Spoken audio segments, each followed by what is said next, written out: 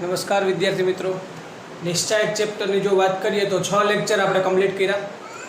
Any अंदर स्वाध्याय 4.1 4.2 ने कम्प्लीट करी। त्यारबाद स्वाध्याय 4.3 तरफ आगळ वधीए तो एना माटेनी बे थियरीओ छे के जे भाई निश्चायक भण्या छीए तो आ निश्चायकनो उपयोग शुं, तो आ बे उपयोग विषे आपणे चर्चा करवानी छे। एनी थियरी जोई अने त्यारबाद स्वाध्याय 4.3 ना तमाम दाखलाओ आ एक ज नानकड़ी एवी थियरी पर आधारित है, तो एने आपणे जोईए शुं छे थियरी। तो कि निश्चायकनो उपयोग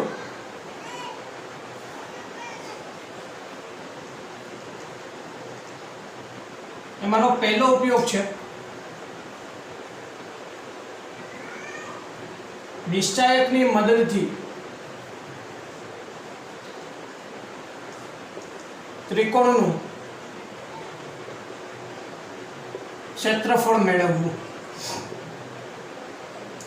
વિદ્યાર્થી મિત્રો, આપણને કોઈપણ ત્રિકોણના જો 3 શિરોબિંદુઓ આપેલા હોય તો આ 3 શિરોબિંદુઓની મદદથી અને નિશ્ચાયકની મદદથી ત્રિકોણનું ક્ષેત્રફળ મેળવી શકાય।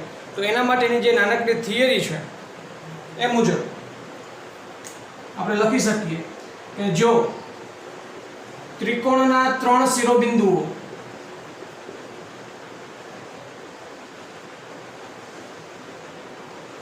ए x1 y1 b x2 y2 અને c x3 y3 હોય તો त्रिकोण ABC નું ક્ષેત્રફળ બરાબર 1/2 માનાંકમાં d કે જ્યાં d બરાબર d એટલે કે નિશ્ચાયક, d બરાબર નિશ્ચાયકમાં પહેલો શિરોબિંદુ x1 y1 x2 y2 અને x3 y3 અહીંયા આવશે 1 1 1। તો આ અહીંયા થિયરી કમ્પ્લીટ થઈ।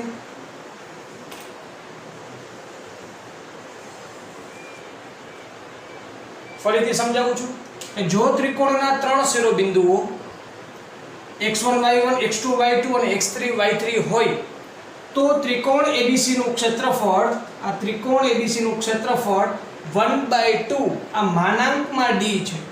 કારણ કે ક્યારે પણ કોઈનું ક્ષેત્રફળ ઋણ ના હોઈ શકે। કહેવાનો મતલબ કે માની લો કે નિશ્ચાયકની કિંમત -18 મળે છે તો મતલબ એનો માનાંક +18 અને 18 ગુણ્યા 1/2 એટલે આન્સર આવે 9 ચોરસ એકમ। તો એટલા માટે માનાંકમાં d છે। ઓકે, તો આ d શું છે? તો d કે જ્યાં d બરાબર x1 y1 x2 y2 x3 y3 અને ત્રીજા સ્તંભ તરીકે 1 1 1 આપણે લઈએ છીએ।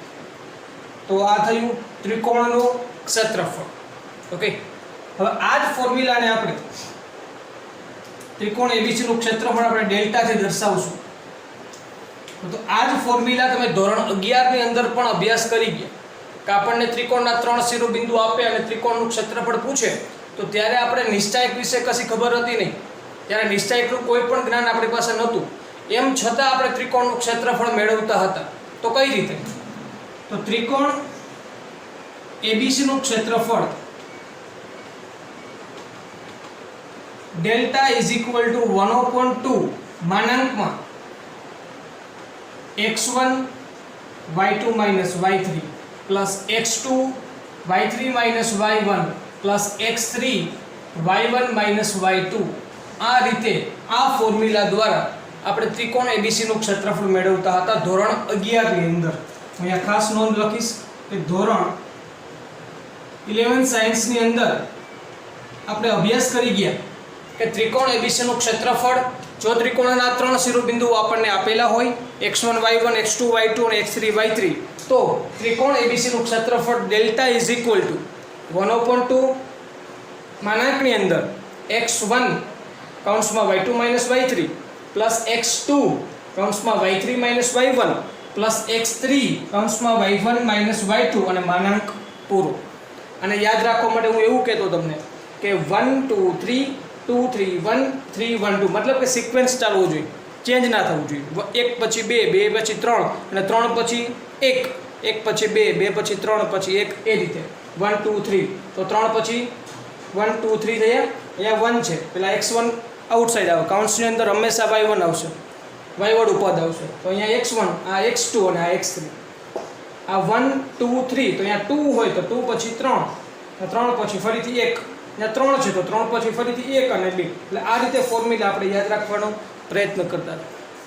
ઓકે, આ વાત થઈ ધોરણ 11 ની અંદર ત્રિકોણ ABC નું ક્ષેત્રફળ આપણે આ ફોર્મ્યુલાથી મેળવતા. ઓકે, તો આ ફોર્મ્યુલા અને આ ફોર્મ્યુલામાં શું ફેરફાર છે? કોઈ ફેરફાર નથી. કારણ શું? અહીંયા પણ 1/2 છે, અહીંયા પણ 1/2 છે, અહીંયા પણ માનાંકમાં d છે તો અહીંયા પણ માનાંકમાં. અને આ જે વસ્તુ છે ને, આ વસ્તુ આપણા નિશ્ચાયકનું વિસ્તરણ છે. આપણા નિશ્ચાયકનું વિસ્તરણ છે. જરા વિચારો તમે. પહેલા હું x1 લઉં, x1 સ્તંભ કેન્સલ, હાર કેન્સલ, તો y2 into 1 એટલે y2 minus y3. આગળ વધીએ. હું પહેલા સ્તંભના મદદથી વિસ્તરણ કરું છું એટલા માટે. અહીંયા આ x2 છે માઇનસ આવે, કારણ કે આપણે બોલતા ક્રોસ ઉપર ઘટક જે ના હોય એને આપણે માઇનસ લેવાનો, તો આ માઇનસ આવશે. તો માઇનસ x2 યાદ રાખજો. સ્તંભ કેન્સલ, હાર કેન્સલ, તો y1 minus y3 થાય. પરંતુ તમે એને ઉલટાવી નાખો તો y3 minus y1 કરો તો માઇનસ કોમન નીકળે, ને આગળના માઇનસ એટલે માઇનસ માઇનસ પ્લસ થયા. તો આ રીતે થઈ ગયું. આગળ વધો. x3 આવશે, સ્તંભ કેન્સલ, હાર કેન્સલ, તો y1 minus y2. મતલબ શું થયું? ધોરણ 11 ની અંદર આપણી પાસે નિશ્ચાયકનું કોઈ જ્ઞાન ન હતું, નિશ્ચાયક ચેપ્ટર આપણે ભણવાનું બાકી હતું, એટલા માટે આપણે ડાયરેક્ટલી આ ફોર્મ્યુલાને યાદ રાખી લીધેલું. પરંતુ હવે આપણે સમજી શકીએ કે આ ફોર્મ્યુલા કઈ રીતે આવેલું, તો એની સમજૂતી પણ મેં તમને અહીંયા આપી દીધી. કે મતલબ કે આ 12th માટે જે નિશ્ચાયકનો ઉપયોગ આપણા માટે જે થિયરી છે એનો પહેલો ટોપિક કે નિશ્ચાયકની મદદથી ત્રિકોણનું ક્ષેત્રફળ મેળવવું, એટલે કે delta is equal to 1/2 into માનાંકમાં d, કે જ્યાં d બરાબર x1 y1, x2 y2 અને x3 y3. તો વિદ્યાર્થી મિત્રો, આ આપણે મોસ્ટ MCQ માટે ખૂબ જ ઉપયોગી, ગુજકેટના MCQ માટે ખૂબ જ ઉપયોગી થિયરી આપણે કમ્પ્લીટ કરી. કેવા પ્રકારના MCQ પૂછાઈ શકે એની વાત કરું. કે આપણને પ્રશ્નમાં એવું કહે કે જો ત્રિકોણના 3 શિરોબિંદુઓ 1 2 5 k 6 4 હોય અને એનું ક્ષેત્રફળ 40 એકમ હોય તો k ની કિંમત મેળવો. મતલબ કે ત્રિકોણના જે 3 શિરોબિંદુઓ છે એમાંથી કોઈ એક શિરોબિંદુનો યામ આપણને અજ્ઞાત આપે કે જે આપણે મેળવવાનું હોય, અને એની સામે આપણને ક્ષેત્રફળ આપી દે તો આપણે એ k ની કિંમત મેળવવાની હોય. તો આ પ્રકારના MCQ ની અંદર આપણે આ થિયરીનો ઉપયોગ કરશું અને આગળ વધશું. તો વિદ્યાર્થી મિત્રો, વિડીયોને પોઝ કરો અને આ ટોપિકને નોટ ડાઉન કરો. ત્યારબાદ નિશ્ચાયકના બીજા ઉપયોગ, એટલે કે નિશ્ચાયકની મદદથી રેખાનું સમીકરણ કેમ મેળવવું, એના માટેના ટોપિક ઉપર આપણે આગળ વધશું. તો અત્યારે વિડીયોને પોઝ કરો અને આ વસ્તુને નોટ ડાઉન કરો.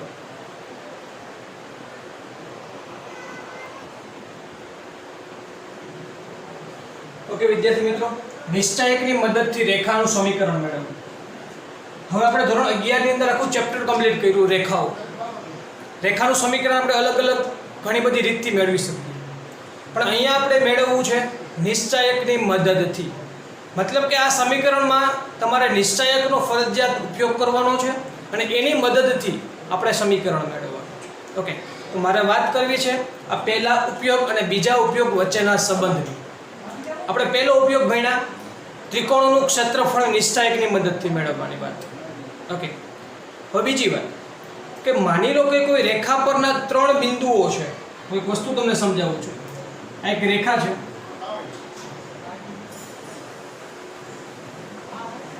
રેખા L, અને એની પરના હું 3 બિંદુ તમને દર્શાવું. પહેલું બિંદુ x y, બીજું બિંદુ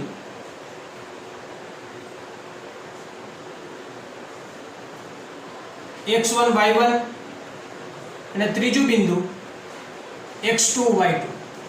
તો આ રેખા પરના 3 બિંદુઓ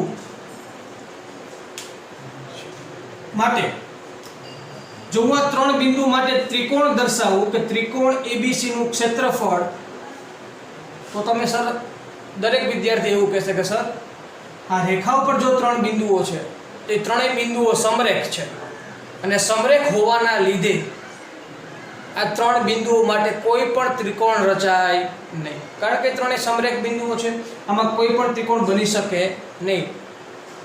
અસમરેખ બિંદુ હોય તો જ ત્રિકોણની રચના થાય.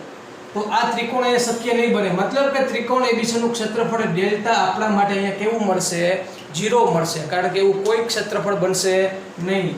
એવો કોઈ પણ ત્રિકોણ નહીં બને, એટલા માટે અહીંયા ત્રિકોણનું ABC નું ક્ષેત્રફળ ડેલ્ટા = 0 લખીશ. આ 3 બિંદુઓ કે જે ત્રિકોણના ક્ષેત્રફળમાં આપણે ઉપયોગમાં લેતા હતા એ જ બિંદુઓને મેં રેખા ઉપર દર્શાવેલા છે. તો હવે રેખા ઉપર દર્શાવ્યા બાદ થિયરી તો આપણે પહેલા ઉપયોગવાળી જ લેવાની છે. ત્રિકોણનું ક્ષેત્રફળ ડેલ્ટા જે કેવા બનશે? 0 બનશે. ઓકે, પણ ડેલ્ટા કેવા થઈ ગયા છે? 0 થઈ ગયા છે. તો એટલા માટે એવું આપણે લખી શકીએ કે 1/2 માનાંકમાં d = 0, કારણ કે ક્ષેત્રફળનું ફોર્મ્યુલા છે 1/2 માનાંકમાં d = 0. તો આની પરથી એવું લખી શકાય કે માનાંકમાં d = 0, મતલબ કે જે તમને નિશ્ચાયક મળે છે એ નિશ્ચાયકની કિંમત તમારે 0 લેવાની. હવે આપણે મેળવવું છે સમીકરણ. અહીંયા આપણે કોઈ ક્ષેત્રફળ કે એવી રીતે કોઈ મૂલ્ય નથી મેળવવું, સમીકરણ મેળવવું છે. કાંઈ વાંધો નહીં, સમીકરણ મેળવવું છે. એટલા માટે નિશ્ચાયકમાં 3 બિંદુઓને દર્શાવી દો: x, y, x1, y1, x2, y2, 1, 1, 1 = 0. આ સમીકરણને તમે સોલ્વ કરો એટલે તમને રેખાનું સમીકરણ મળશે. કારણ કે x1 y1 તમને કોઈક ક્વેશ્ચનની અંદર એક યામ આપી દીધા હશે, x2 y2 એ રેખા પર બીજું બિંદુ, મતલબ કે રેખા પરના 2 બિંદુઓ તમને આપી દીધા હશે. આ રેખા પરના 2 બિંદુઓ તમને આપી દીધા હશે અને રેખાનું સમીકરણ મેળવવાની વાત હશે. તો મતલબ કરવાનું શું? ફક્ત નિશ્ચાયકને 0 બતાવવાના, કે જ્યાં પહેલી હારના ઘટક તરીકે xy લેવાના, બીજી હાર તરીકે પહેલું બિંદુ લઈ લેવાનું, ત્રીજી હાર તરીકે બીજું બિંદુ લઈ લેવાનું અને ત્રીજા સ્તંભ તરીકે તો 1, 1, 1 છે જ અને = 0 દર્શાવી દેવાનું. તો આને સોલ્વ કરીએ, સમીકરણને આપણે મેળવીએ એટલે આપણને રેખાનું સમીકરણ મળશે. આ બધું સમજાવવાનું કારણ ફક્ત આટલું જ કે આ બીજો જે ઉપયોગ છે આપણે પહેલા ઉપયોગના આધારે મેળવેલું છે. ફરીથી સમજાવું છું, 3 બિંદુઓ એક જ રેખા પર હોવાથી કોઈ ત્રિકોણની રચના નથી થતી, એટલા માટે એનું ક્ષેત્રફળ 0 હોય. આ કન્સેપ્ટને આપણે ઉપયોગમાં લીધો એટલે ડેલ્ટા = હું 0 લખી શકું. 1/2 ઇન્ટુ ડિટર્મિનેશન = 0 થાય, એટલે કે d = 0 થઈ જાય. માનાંકમાં રાખો કે માનાંકમાં ના રાખો, બધું એકનો એક છે. તો d = 0 થઈ જાય.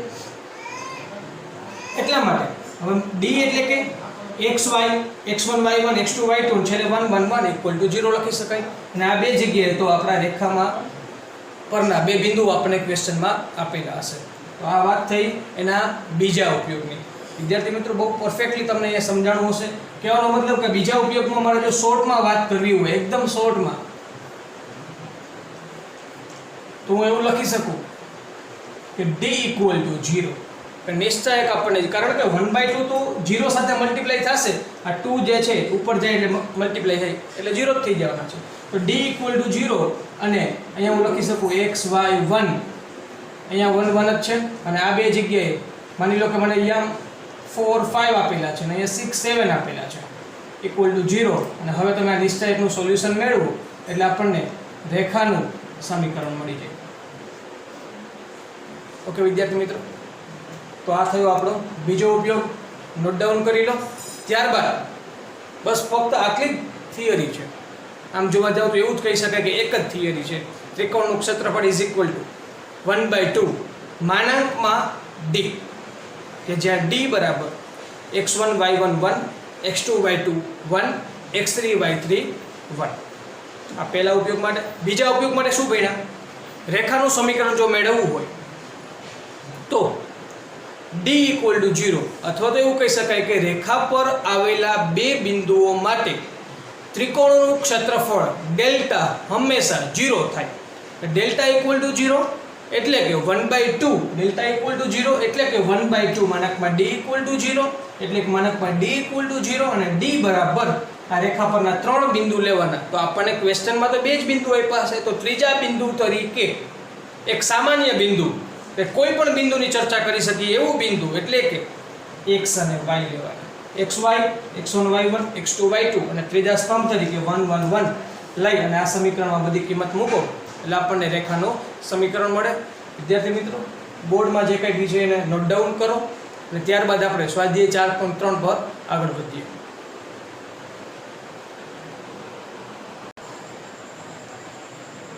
ઓકે બાળકો, તો ચલો સ્વાધ્યાય 4.3 ના પહેલા ક્વેશ્ચનમાં આગળ વધીએ. તો નીચે આપેલા શિરોબિંદુ વાળા ત્રિકોણનું ક્ષેત્રફળ મેળવો. તો પહેલા ક્વેશ્ચનની અંદર પણ 3 ક્વેશ્ચન આપેલા છે. આપણે નિશ્ચયકનો પહેલો ઉપયોગ શિરોબિંદુની મદદથી ત્રિકોણનું ક્ષેત્રફળ મેળવવાનું છે. આ 3 દાખલામાંથી એકદમ સરળ દાખલાઓ છે, એકદમ સરળ થિયરી છે, એટલા માટે બધા કરાવવાની કોઈ જરૂર નથી. 3 માંથી હું કોઈ એક દાખલો કરાવું છું, બાકીના 2 તમારી રીતે તમે હોમવર્કમાં કરો એટલે વધુ પ્રેક્ટિસ થાય. અને આ MCQ જ કહી શકાય. MCQ થી વિશેષ આ વસ્તુને હું ના કહી શકું, અથવા તો વધુમાં 2 માર્ક્સનો દાખલો નાનકડો એવો કહી શકાય. ઓકે, તો આપણે એક કામ કરીએ, કોઈ પણ એક ક્વેશ્ચનને સોલ્વ કરીએ. હું પહેલા જ ક્વેશ્ચનને જો સોલ્વ કરું તો પહેલા ક્વેશ્ચનના આન્સરમાં એવું લખી શકાય, ધારો કે પેલા યામને હું a નામ આપી દઉં 1 0 6 0 અને ABC, મતલબ કે ત્રણેય યામને આપણે ABC કહી દીધા છે. તેથી ત્રિકોણ ABC નું ક્ષેત્રફળ delta is equal to 1/2 માનાંકમાં d, એટલે કે 1/2 d ને તમે અલગથી જ સોલ્યુશનમાં લઈ લો તો પણ ચાલે, અથવા તો માનાંકમાં d છે, સમજવાની વસ્તુ છે. એટલે અહીં હું ડબલ વખત માનાંક લખીશ, કારણ કે આ નિશ્ચયકની નિશાની છે અને આ માનાંક છે.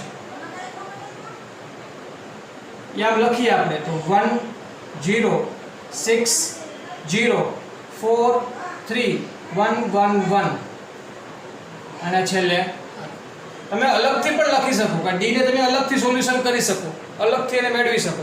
એ કિંમતને અલગથી લઈ અને પછી નિશ્ચયકમાં મૂકો. જો એ રીતે અનુકૂળ આવતું હોય વધારે તો આપણે એ રીતે આગળ વધીએ. હું શું કહેવા માંગુ સમજો કે જ્યાં d બરાબર 1 0 6 0 4 3 અને 1 1 1 સોલ્યુશન કરી આનું તો પહેલા ઘટક તરીકે 1 લઈએ, સ્તંભ કેન્સલ, r કેન્સલ, 0 * 1 0 -3, બીજો ઘટક તો 0 જ છે, લેવાની કોઈ જરૂર નથી. ત્રીજા ઘટક તરફ આગળ વધો એટલે +1, સ્તંભ કેન્સલ, r કેન્સલ, 6 3 18 -4 0 0. આ તો -3 × 1 એટલે -3 અને 18 1 એટલે 18, એટલે આન્સર આવ્યો 15. d ની કિંમત આપણને 15 મળી તો અહીંયા લખી શકાય ડેલ્ટા ઇઝ ઇક્વલ ટુ 1/2 માનાંકમાં 15. માનાંકમાં 15 એટલે 15/2 આપણને ત્રિકોણનું ક્ષેત્રફળ મળે છે. એકદમ ઈઝી છે વિદ્યાર્થી મિત્રો, ખૂબ જ સરળ છે. ફક્ત આ એક ફોર્મ્યુલા ઉપર આ દાખલાને આપણે કમ્પ્લીટ કર્યો. ત્રિકોણનું ક્ષેત્રફળ delta is equal to 1/2 માનાંકમાં d, અને d એટલે કે આ 3 જે યામ છે, 3 જે શિરોબિંદુ છે ત્રિકોણના, એ શિરોબિંદુઓને નિશ્ચયકમાં દર્શાવી દેવાના. ત્રીજા સ્તંભ તરીકે 1 1 1 લેવાના એટલે d મળે. d એ સૂત્રમાં મૂકો એટલે ક્ષેત્રફળ આપણને મળે છે. તો આ જ રીતે બાકીના 2 દાખલાઓને પણ તમે હોમવર્કમાં કમ્પ્લીટ કરશો એવી હું આશા રાખું છું. આ બંને દાખલાઓને તમારે હોમવર્કમાં ક્લિયર કરવાના છે. તો આ દાખલાને વિડીયો પોઝ કરી અને નોટ ડાઉન કરો.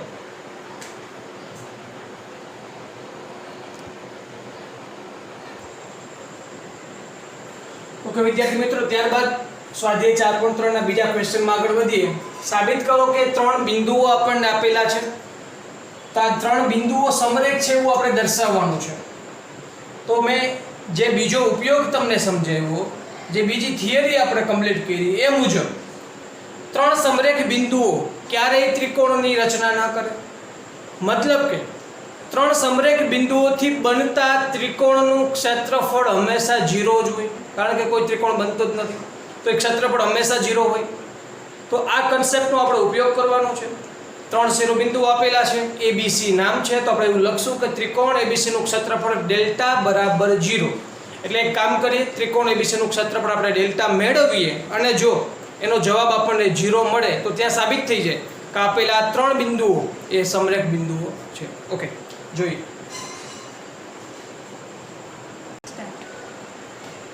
તો ચલો ત્રિકોણ ABC નું ક્ષેત્રફળ આપણે મેળવીએ.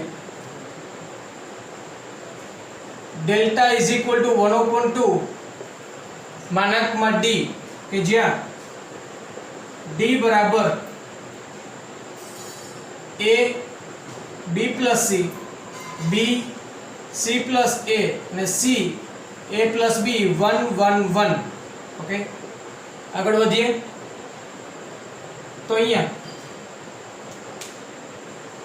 જો હું નિશ્ચયકનું સોલ્યુશન તમે સૂત્ર દ્વારા પણ કરી શકો છો, પણ નિશ્ચયકના ગુણધર્મો આપણે બધા ભણી ગયા, તો એ ગુણધર્મનો જો ઉપયોગ કરીએ તો નિશ્ચયકનું સોલ્યુશન એકદમ આપણને સરળ દેખાય.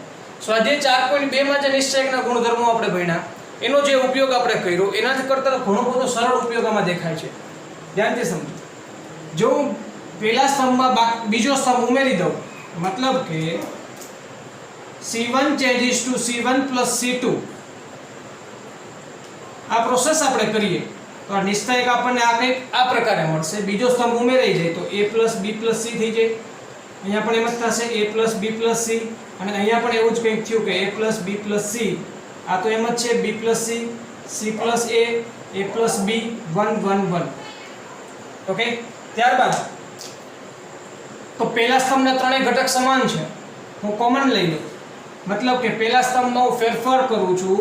પહેલા સ્તંભમાંથી હું પહેલા સ્તંભમાંથી a plus b plus c common લઈ લઉં તો એનું સ્ટેપ બાર આ પ્રકારે લખવું પડે. તો અહીંયા થઈ જશે a plus b plus c નિશ્ચયકમાં 1 1 1, b plus c, c plus a plus b 1 1 1. Okay, તો નિશ્ચયકનો આપણો ગુણધર્મ કહે છે કે જો કોઈ પણ નિશ્ચયકની કોઈ પણ બે હાર કે કોઈ પણ બે સ્તંભ જો સમાન થઈ જાય તો નિશ્ચયકનું મૂલ્ય શૂન્ય છે. તો એ મુજબ a plus b plus c અને આ મૂલ્ય આપણને 0 મળે છે. કારણ અહીંયા લખી શકીએ આપણે, કારણ કે પહેલો સ્તંભ અને ત્રીજો સ્તંભ આપણને સરખા મળે છે. તો આ મૂલ્ય આપણે જે થયું છે તેથી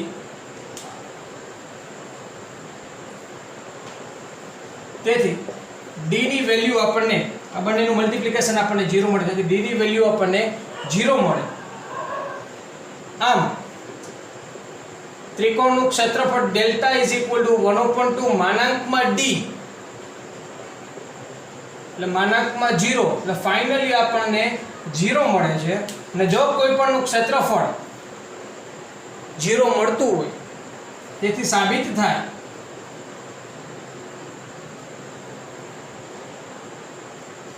a b અને c સમરેખ બિંદુઓ છે. કારણ કે જો સમરેખ બિંદુઓ હોય તો અને તો જ આ ત્રણ બિંદુઓથી બનતા ત્રિકોણનું ક્ષેત્રફળ હંમેશા શૂન્ય મળે. બીજું એ રીતે પણ કહી શકાય કે જો કોઈ પણ ત્રિકોણનું ક્ષેત્રફળ શૂન્ય છે તો હંમેશા એ ત્રણ બિંદુઓ સમરેખ બિંદુઓ છે. વિદ્યાર્થી મિત્રો, સેકન્ડ ક્વેશ્ચનને આપણે કમ્પ્લીટ કર્યો. આ જે નિશ્ચયક છે એનું સોલ્યુશન મેં તમને નિશ્ચયકના ગુણધર્મની મદદથી કરી આપ્યું. જો કદાચ ગુણધર્મનો ઉપયોગ ના કરો ને ડાયરેક્ટલી તમે વિસ્તરણ કરો તો પણ આન્સર આપણને 0 જ મળશે, પરંતુ ગુણધર્મનો ઉપયોગ કરવાથી નિશ્ચયક એકદમ સરળ થઈ જાય. તો એ ગુણધર્મની મદદથી આપણે સાબિતી આપણે મેળવી શક્યા. ગુણધર્મમાં પણ મેં તમને બે ટ્રીક સમજાવેલી, યાદ કરો. હું એવું કહેતો કે પહેલું કામ આપણે એવું કરવાનું કે પહેલી હારમાં બીજી હાર ત્રીજી હારનો સરવાળો કરો અથવા તો બીજી હાર ઉમેરો, જેથી કરીને નિશ્ચયકની કોઈ બે હાર અથવા કોઈ બે સ્તંભ સરખા થાય. તો આવું મને અહીંયા જોવા મળ્યું કે જેના લીધે પહેલી સ્તંભના તમામ ઘટક સરખા થયા, જેને કોમન લેવાથી 1 1 1 થયા, અને અહીંયા ઓલરેડી ત્રીજા સ્તંભમાં 1 1 1 છે. પહેલો અને ત્રીજો સ્તંભ સમાન થાય એટલે આપણને નિશ્ચયક 0 મળે. એટલે કે જો D0 મળે તો ક્ષેત્રફળ પણ 0 થાય અને સાબિત થાય કે 3 બિંદુઓ સમરેખ બિંદુઓ છે. વિડિયો પોઝ કરો અને નોટ ડાઉન કરો. ત્યારબાદ ક્વેશ્ચન નંબર 3 પર આગળ વધીએ. ઓકે વિદ્યાર્થી મિત્રો, ત્યારબાદ ક્વેશ્ચન નંબર 3 ને જોઈએ. જો આ 3 શિરોબિંદુ છે, ક્વેશ્ચન નંબર 3 ની અંદર પણ પાછા બે ક્વેશ્ચન છે. 3 શિરોબિંદુ વાળા ત્રિકોણનું ક્ષેત્રફળ આપણને અહીં આપી દીધું છે અને k નું મૂલ્ય મેળવવું છે. થિયરીમાં મેં તમને સમજાવેલું કે કયા પ્રકારના MCQ પૂછાઈ શકે, તો એ પ્રકારનો ક્વેશ્ચન આપણી સામે આવ્યો છે. 3 શિરોબિંદુની વચ્ચે ક્યાંક આપણને k આપી દીધા હોય તો આ k ની કિંમત આપણે મેળવવી છે અને ક્ષેત્રફળ આપણને આપી દીધું છે. કોઈ પણ બે માંથી હું કોઈ એક દાખલો તમને કરાવું, એક તમે હોમવર્કમાં કરી શકો. તો એ મુજબ પહેલાનું જ આપણે સોલ્યુશન મેળવીએ.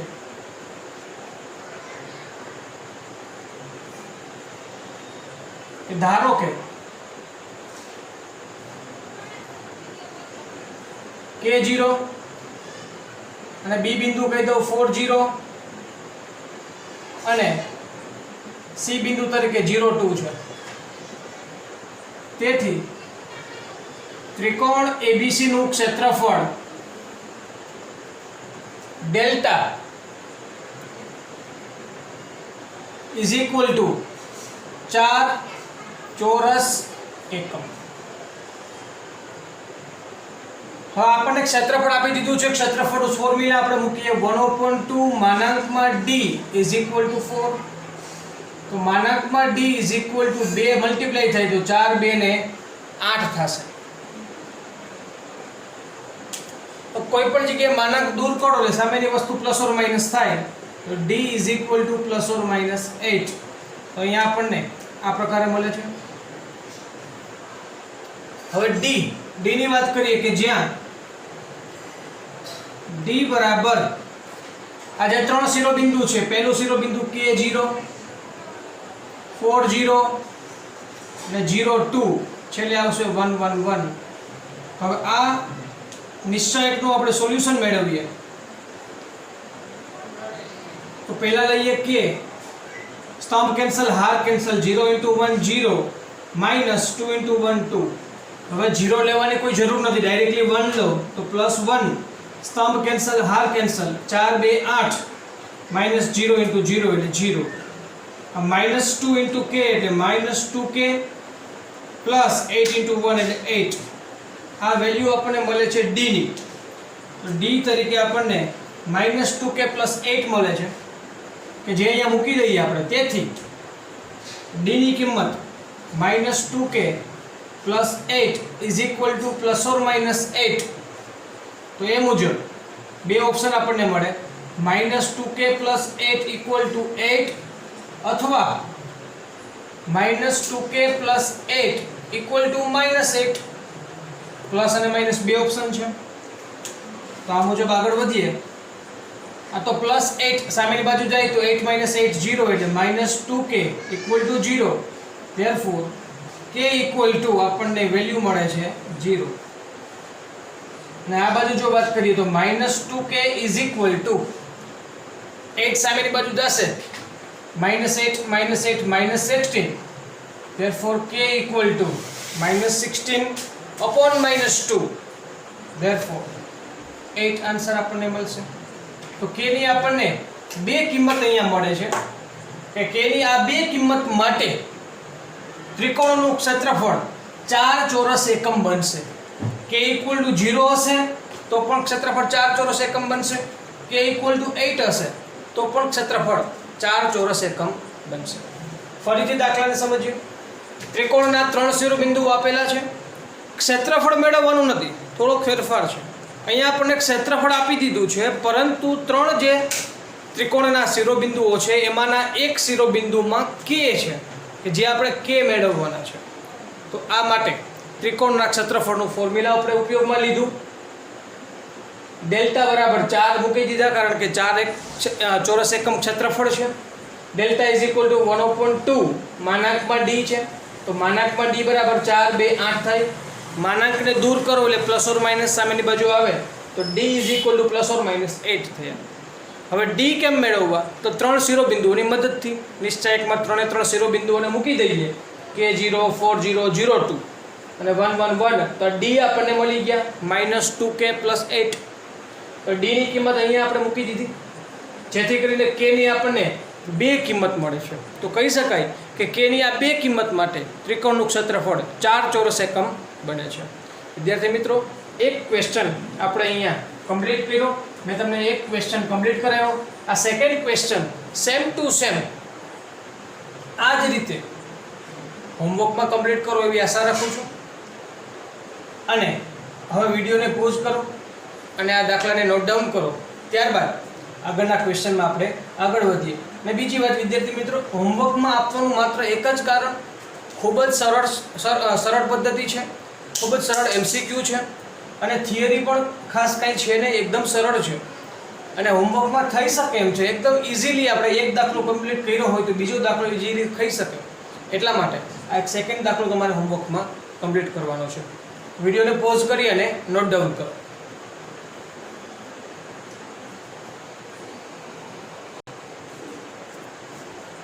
ઓકે વિદ્યાર્થી મિત્રો, ત્યારબાદ 4.3 ના ક્વેશ્ચન નંબર 4 ને જોઈએ. તો બીજો ઉપયોગ આપણે ભણ્યા નિશ્ચાયકનો, કે નિશ્ચાયકની મદદથી રેખાનું સમીકરણ મેળવવું. આપણને કોઈ પણ રેખા પરના 2 બિંદુઓ આપેલા હોય અને રેખાના સમીકરણ મેળવવાની વાત આવે ત્યારે એક સામાન્ય બિંદુ XY લેવાનું. 2 બિંદુ ઓલરેડી આપી દીધા છે એટલે 3 બિંદુ થઈ ગયા. તો આ 3 બિંદુથી બનતા ત્રિકોણનું ક્ષેત્રફળ 0 હોય, કારણ કે ત્રણેય બિંદુ રેખા પરના બિંદુ છે, ત્રણેય બિંદુ સમરેખ બિંદુ છે, એટલા માટે ક્ષેત્રફળ 0 થાય. તો આ કન્સેપ્ટનો ઉપયોગ કરી અને આપણે દાખલાને સોલ્વ કરીએ.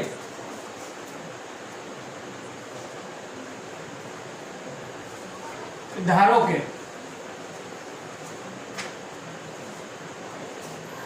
A12 અને B36 તથા CXY એ રેખા પરના બિંદુઓ છે. આ ત્રીજું બિંદુ મેં સામાન્ય બિંદુ લીધું છે, કે રેખાના કોઈ પણ બિંદુની જે આપણે ચર્ચા કરતા હોય તો કોઈ પણ બિંદુ એટલે કે CXY બિંદુની વાત કરીએ તો આ રેખાના 3 બિંદુઓ છે. તેથી ત્રિકોણ ABC નું ક્ષેત્રફળ સ્વાભાવિક છે, ડેલ્ટા હંમેશા આપણને 0 મળે. ક્ષેત્રફળ હંમેશા 0 થશે. કહેવાનો મતલબ શું થયો? તો 1/2 આ જ કન્સેપ્ટ આપણે થિયરીમાં પણ લખી ગયા કે 1/2 માનાંકમાં D = 0. તો માનાંકમાં D = 0 એટલે માનાંકને દૂર કરી નાખો તો પ્લસ ઓર માઇનસ પણ 0 છે, એટલે કોઈ સવાલ નથી. એટલે કે D = 0 આપણે લખી શકીએ. તેથી D માં શું લખશું? તો પહેલા જ મેં તમને કીધું કે સામાન્ય બિંદુ લખવાનું XY, ત્યારબાદ પહેલું બિંદુ 1 2 3 6 1 1 1. ઓકે, અમુકને પ્રશ્ન થતો હશે કે સર A12 છે તો અહીંયા 1 2 લખવાના, ત્યારબાદ અહીંયા 3 6 લખવાના અને ત્યારબાદ અહીંયા XY લખવાના. તો વિદ્યાર્થી મિત્રો કશો ફેર નહીં પડે, કારણ કે નિશ્ચાયકના ગુણધર્મમાં આપણે ભણી ગયા કે કોઈ પણ 2 હારની અદલા બદલી કરો એટલે -12 આવે, અથવા તો એવું કહી શકાય કે નિશ્ચાયકના મૂલ્યમાં માઇનસનો ફરક પડે. તો એ અદલા બદલી 2 વખત થશે એટલે માઇનસ માઇનસ પ્લસ થઈ જશે. કહેવાનો મતલબ કે એનાથી આમાં કોઈ ફેરફાર થશે નહીં. અને ઇન શોર્ટ, જે આ વસ્તુ હવે આપણે એકદમ મગજમાં બેસી ગઈ હોય તો ખાલી એટલું જ લખવાનું કે નિશ્ચાયકમાં પહેલું હાર તરીકે XY, બીજી હાર તરીકે પહેલું શિરોબિંદુ અને ત્રીજી હાર તરીકે બીજું શિરોબિંદુ અને =0 બતાવીએ. તો સોલ્યુશન તરફ આગળ વધીએ તો પહેલા આવશે x, સ્તંભ કેન્સલ, હાર કેન્સલ, 2 × 1 2 -6 × 1 6, y ને માઈનસ લેવાના, સ્તંભ કેન્સલ, હાર કેન્સલ, 1 × 1 1 -3 × 1 3 પ્લસ 1, સ્તંભ કેન્સલ, હાર કેન્સલ, 1 × 6 6 -3 × 2 6 = 0. તો 2 minus x minus 4 into x એટલે minus 4x 1 minus 3 minus 2 minus y plus 2y અને 6 માઇનસ 6 તો 0 જ છે. માઇનસ 4x સામેની બાજુ જાય તો plus 4x equal to 2y એટલે કે y બરાબર 2x આપણને સમીકરણ મળે છે રેખાનું કે જે માંગેલ રેખાનું સમીકરણ છે.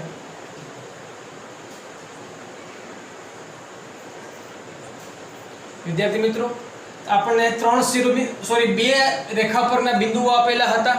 એક સામાન્ય બિંદુ xy આપણે લીધું કારણ કે સમીકરણ મેળવવું છે એનો મતલબ શું છે? એક એવું ઇક્વેશન, એક એવું સમીકરણ કે જે રેખા પરના કોઈ પણ બિંદુનું સમાધાન કરે. તે કોઈ પણ બિંદુ એટલે કે xy. તો xy લીધા, બે શિરોબિંદુ લીધા અને એનો નિશ્ચય 0 એ રેખાનું સમીકરણ દર્શાવે છે. ઇન શોર્ટ થિયરીમાં પણ મેં તમને સમજાવ્યું શોર્ટમાં આટલું જ કે રેખાનું સમીકરણ જો મેળવવું હોય તો નિશ્ચયકને 0 બતાવવાનો. બસ અહીંયા વાત પૂરી થઈ. ઓકે, વિડીયોને પોઝ કરો અને દાખલાને નોટ ડાઉન કરો.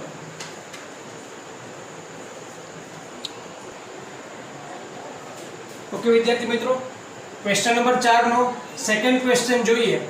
તો એ સેકન્ડ ક્વેશ્ચનની અંદર નિશ્ચયકનો ઉપયોગ કરી 3 1 અને 9 3 ને જોડતી રેખાનું સમીકરણ મેળવો. ફર્સ્ટ ક્વેશ્ચન જેવો જ કોપી ટુ કોપી દાખલો છે. તેમાં લખશું આપણે કે ધારો કે આ બિંદુને A કહી દઈએ. A જે છે 3 1 અને B 9 3 તથા સામાન્ય બિંદુ C XY એ રેખા પરના બિંદુઓ છે. તો તેથી ત્રિકોણ ABC નું ક્ષેત્રફળ 0 થાય. તેથી 1/2 માનાંકમાં D 0 થાય. તેથી D બરાબર 0 થાય. એટલે કે નિશ્ચયકને 0 બતાવવાના. તો નિશ્ચયકમાં લખવાનું શું? XY આ તો 1 1 1 આ તો થઈ ગયું. હવે ફક્ત અહીંયા બે શિરોબિંદુ જે રેખા પરના છે એ મૂકી દેવાના. પહેલું છે 3 1 અને 9 3. બસ ફક્ત આટલું જ કરવાનું છે. આનું આપણે સોલ્યુશન મેળવીએ તો પહેલા x સ્તંભ દૂર અને હારને દૂર કરીએ તો 1 * 1 1 માઈનસ 3 * 1 3. અહીંયા આવીએ તો માઈનસ y સ્તંભને દૂર કરો, હારને દૂર કરો. 3 * 1 3 માઈનસ 9 * 1 9 પ્લસ 1 સ્તંભ દૂર, હાર દૂર. 3 * 3 9 minus 9 * 1 9 equal to 0. 1 minus 3 minus 2x 3 minus 9 minus 6 minus minus plus 6y અને 9 માઈનસ 9 તો 0 છે એટલે ઇક્વલ ટુ 0 થયા. માઈનસ 2x ને સામેની બાજુ જોવા દો પ્લસ 2x થયા. આ તો પ્લસ 6y છે જ 2 3 એટલે કે x ઇક્વલ ટુ 3y આપણને અહીંયા આન્સર તરીકે મળે છે કે જે માંગેલ રેખાનું સમીકરણ છે. ઓકે વિદ્યાર્થી મિત્રો, વિડીયોને પોઝ કરી દાખલાને નોટ ડાઉન કરો અને ત્યારબાદ આપણે લાસ્ટ ક્વેશ્ચન નંબર 5 ઉપર આગળ વધીએ.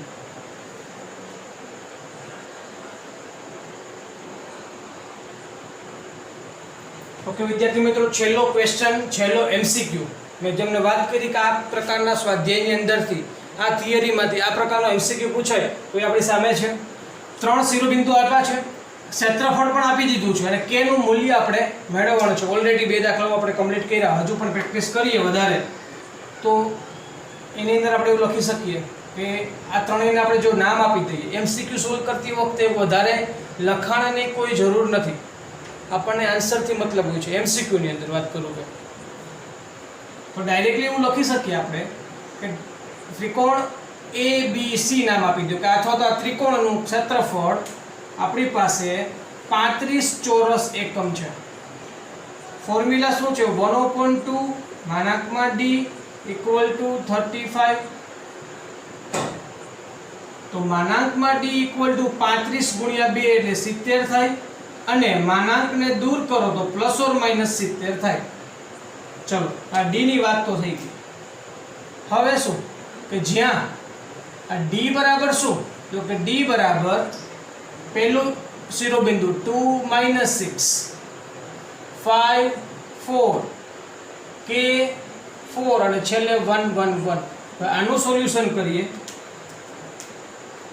તો 2 સ્તંભ દૂર હારને દૂર કરો 4 × 1 4 -4 × 1 4 આગળ વધો તો માઈનસ આવે પણ તો માઈનસ એક્સ્ટ્રા એટલે માઈનસ માઈનસ +6 સ્તંભ દૂર હાર દૂર 5 × 1 5 માઈનસ k × 1 k છેલ્લે આવે +1 સ્તંભ દૂર હાર દૂર 5 × 4 20 માઈનસ k × 4 4k તો આ થયા 4 - 4 0 અને 0 × 2 એટલે 0 થયા 5 6 ને મલ્ટીપ્લાય કરી દો 6 5 30 -6k પ્લસ 1 ને મલ્ટીપ્લાય કરો તો 20 -4k તો 30 + 20 એટલે કે 50 -6k -4k એટલે -10k આ આપણને d ની કિંમત મળે છે ઓકે તો હવે આ જે d ની કિંમત મળે અહીંયા રાખી દો 50 -10k = ±70 છે જો d = ±70 मतलब કે 50 - 10k = ±70 તો 50 - 10k = +70 અથવા 50 - 10k = -70 બે ઓપ્શન આપણી પાસે છે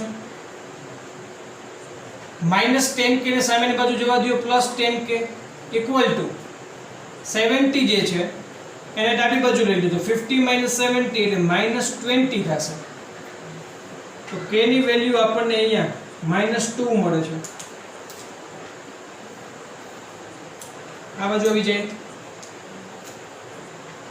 -10k ને સામેની બાજુ એટલે +10k -70 ને ડાબીની બાજુ તો 70 + 50 એટલે 120 થશે તો અહીંયા k ની વેલ્યુ આપણને 12 મળે છે કહેવાનો મતલબ શું થયો કે આ પ્રકારના MCQ માં જવાબ આપણને k = -2 અને k = 12 ઓપ્શનમાં ચેક કરીએ -2 12 તો -2 અને +12 જો ઉતાવળમાં ભૂલ ના થઈ જાય -2 અને +12 તો આન્સર આવશે D કન્સેપ્ટ શું છે ક્ષેત્રફળ આપી દીધું છે ફોર્મ્યુલામાં ડેલ્ટા બરાબર રાખી દો 35 ચોરસ એકમ ડેલ્ટા એટલે કે 1/2 માનાકમાં d અને d એટલે કે આ ત્રણ શિરોબિંદુઓને દર્શાવતો નિશ્ચાયક તો વિદ્યાર્થી મિત્રો હું આશા રાખું કે તમને ત્રિકોણના ક્ષેત્રફળ મેળવવાની મેથડ ઉપરાંત રેખામાં આપેલા બે બિંદુઓના શિરોબિંદુ ઉપરથી નિશ્ચાયકની મદદથી રેખાનું સમીકરણ મેળવવાની રીત અને એની ઉપરના દાખલાઓ સ્વાધ્યાય 4.3 એકદમ વ્યવસ્થિત સમજાણું હશે ખૂબ જ સરળ છે